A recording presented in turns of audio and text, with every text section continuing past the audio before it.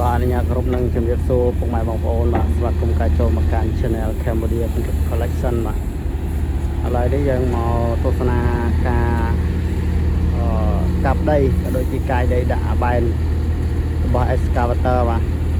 SH 210បាទនៅក្នុងទឹកដីបាទឥឡូវយើងកាយដីនេះគឺធ្វើបន្លាយបងប្អូនបាទធ្វើបន្លាយប្រព័ន្ធទឹកបាទគ្រឿងចាក់ច្រើនមែនតើបងប្អូនណា10គ្រឿងឥឡូវនេះអាចដីនេះគឺយើងកាយចេញពីបាតបន្លាយហើយយកមកយកអញ្ជូនចេញបាទអញ្ជូនចេញយកទៅធ្វើខ្នងទំនប់អាចដីនេះយកទៅធ្វើទំនប់បាទ Excavator ឡើងឈរលើនឹងបណ្ដោយបងប្អូនណាឡើងឈរលើនេះដីឡើងមកដបោកឡើងឈរលើនឹងហើយកាយយកដាក់អាបែននោះអាបែនជូនចេញហ្នឹងគឺជូនយកទៅដាក់នៅត្រើយខាងនោះដើម្បីចាក់ធ្វើខ្នងទំនប់បងប្អូនដោយសារស្ទះឡានអត់តាន់ទៅរួចគឺអាបុលកំពុងអា booster កំពុងតែរុញធ្វើផ្លូវដើម្បីច្រកយកច្រកចេញព្រោះឥឡូវនេះម៉ោង7ព្រឹកម៉ោង7អញ្ចឹងទឹកចាប់ផ្ដើមធ្វើការអញ្ចឹងចាក់ទៅខាងនោះម្ដងហើយអត់តមានផ្លូវឡើងចេញអញ្ចឹងស្ទះឡាននេះអាបែននៅលើទៀតជាប់ផ្លូវជាតិបងប្អូនជាប់ផ្លូវជាតិហើយនោះកំពុងរុញហ្នឹងអូខេកំពុងរុញឥឡូវនោះកំពុងរុញទៅធ្វើផ្លូវវាច្រកចេញចឹងខ្ញុំរកប្រឡោះឈរថតអាបែនមាន5គ្រឿង6គ្រឿងទាំងមួយទៀតនៅខាងនោះអត់តន់មកខ្ញុំរកឡៃឈរទៅឈរកើតឥឡូវវាឈរខាងនេះអាបែននោះ5គ្រឿង6គ្រឿង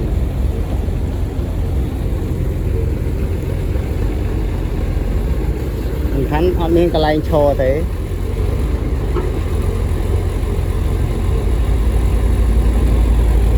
មានកន្លែងឈរយើងទៅរកកន្លែងឈរឃើញអត់ហ៊ានអត់ទៅហ៊ាននៅចិត្តគ្រឿងចាក់នេះកាយបាទកាយនេះកាយធ្វើបន្លាយបងប្អូនកាយធ្វើបន្លាយឈើអូឈើពលឈើនេះកាយចេញពីភក់ឈរលើនេះបានហើយឈរលើនេះមកឈរលើនេះថតធ្វើបន្លាយប្រព័ន្ធទឹកកាត់វាលបងប្អូនឆ្ងាយទៅដល់ចុងដាខាងចុងដាបាទបែនឡើងទៅហើយនោះបាទរុញបានផ្លូវមួយហើយឡើងទៅហើយ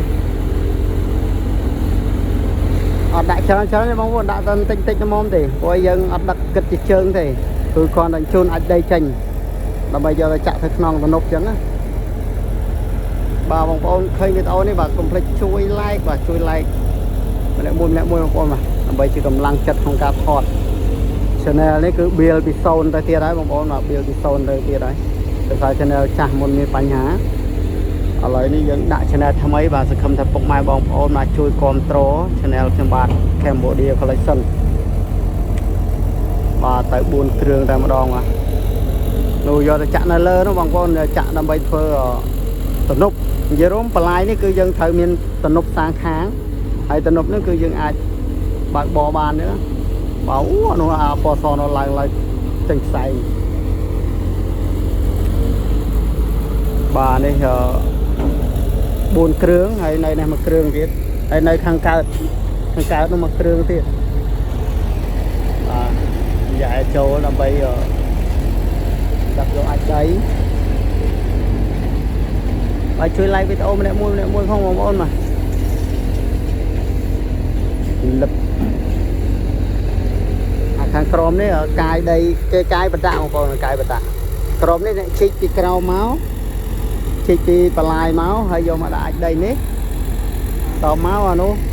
នេះបញ្ចេញអាចដីដាក់ទៅលើអាបែនហើយអាបែនជូនចេញយ៉ាងនេះអាបែនមានច្រើនថ្ងៃមុនខ្ញុំមកថតអាបែនមានតែ2គ្រឿងទេយ៉ាងនេះចូលបាន6គ្រឿងសម្រាប់បញ្ជូនអាចដីប៉ុន្តែក៏ឆ្អៀតដែរបងប្អូនឆ្អៀតដែរបាទរីឯខាងនោះវិញបងប្អូនខាងនោះ ខាងជើងឲ្យ excavator ចូលប្រហែលជា10គ្រឿងមកកន្លុកនោះ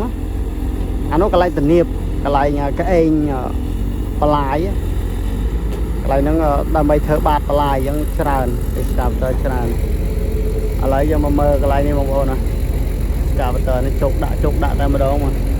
កន្លែងនេះឆ្អៀតបន្តិចដោយសារផ្លូវនេះឆ្អៀតបាទពីផ្លូវហើយពេញគេដាក់ពេញគេនៅរកកន្លែងចាក់អត់ឃើញទេបាទនោះ idol មកហើយបងប្អូនបាទ high tech ពណ៌ឡើងស្អាតបាទពេញហើយទៅហើយទ្រឿនពប់មើលវីដេអូក្រោយខ្ញុំទៅថតកន្លែងគេចាក់បងប្អូនថតកន្លែងគេចាក់វ៉ាថិតណោះស្ពានបងប្អូនណោះស្ពាននោះបែនមួយទៀតនៅខាងនោះបងប្អូនបែនខាងនោះគាត់ជូនអាចដីដែរតែគេធ្វើការគេចែកប្រឡោះគ្នាធ្វើនោះនៅខាងនោះនៅក្រោមស្ពានបងប្អូននៅក្រោមស្ពានវត្តធីមតែមួយបងប្អូនក្រុមតែមួយឯងខាងនោះក៏បន្លាយដែរបងប្អូនបន្លាយដូចគ្នាខាងនោះក៏បន្លាយខាងនេះក៏បន្លាយតែនេះគឺផ្លូវជាតិ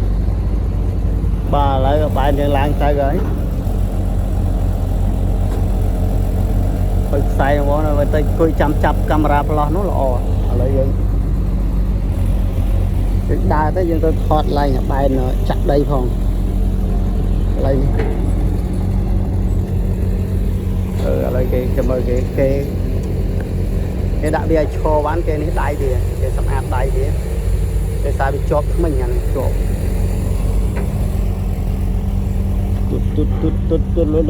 ទុតគេដាក់បញ្ឈរហើយគេធ្វើអូ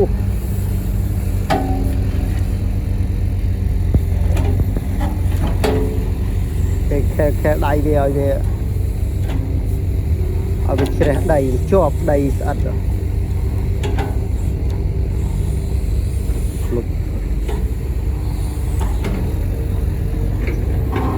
ហេតុនេះគឺជាប់ដី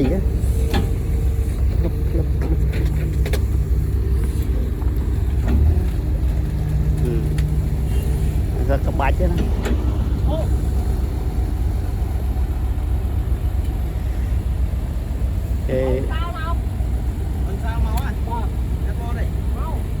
đây cho lần đây cho là crack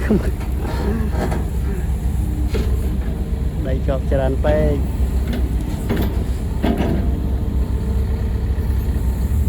từ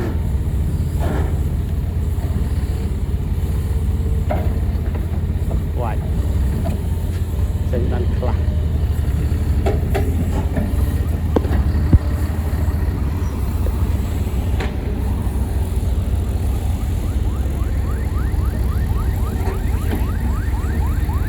bà nó từ lan pa lên bà lấy dân tầm mơ ban chặt đây nó khá nó một bó này lấy video nó dân phải chọc thầm năng sẵn ấy một bó video đó mà còn chán một bó này bán cho rôm tốt ná rồi video có nhầm ta thọt kháng nào kháng bàn vô đây thì chạm này khá nó bài thơ khá nó bà lại này khá nó